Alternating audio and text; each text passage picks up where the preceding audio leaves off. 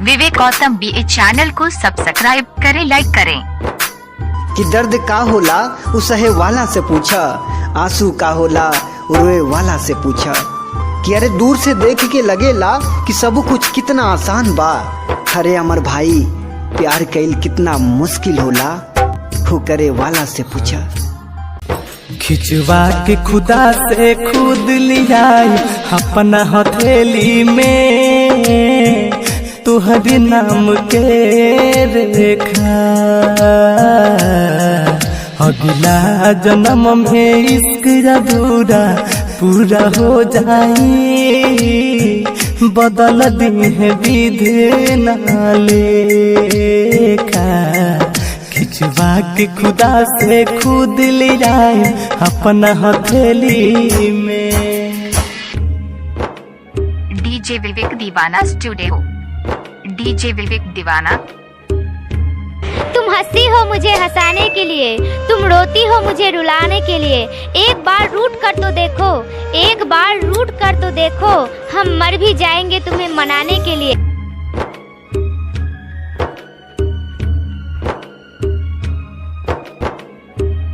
किस्मत के रचना तू का खूब खुदा कैला, क्षण भर के प्यार जगा के एक पल में जुदा कैला। हो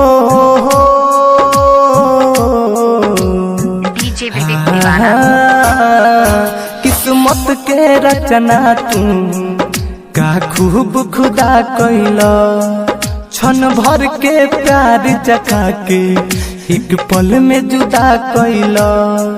जब मरला के बाद खुदा से कबो बात होई जान, तुहरे के काल हफे का।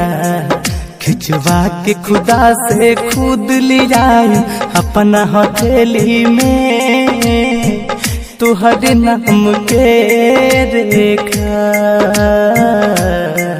खिंचवा के खुदा से खुद ले जाए अपना हथेली में। विवेक बाबू से संपर्क करें, उनका मोबाइल नंबर 93 72 18 75 38। डीजे विवेक दीवाना। तेरे बगैर जिंदगी की हमें जरूरत नहीं है, तेरे सिवा किसी और की हमें चाहत नहीं है।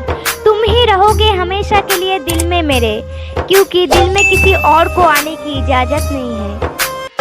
दुश्मन ये दुनिया में केहू प्यार का करे, केहू भाला लेके दौड़े तो केहू बरछी ले पड़े। डीजे विवेक राजा बस्ती। डीजे विवेक राजा बस्ती। ला ला ला ला ला।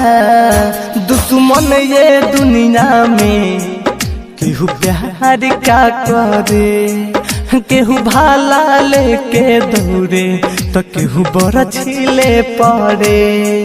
चल छोड़ दिहल जा दुनिया पर का सरब राज तरे, केहू ना करी रन देखा। खिंचवा के खुदा से खुद ले जाए अपना हथेली में, तुहरे नाम के रेखा। खिंचवा के खुदा से खुद ले जाए अपना हथेली में। Presented by Goswami Films।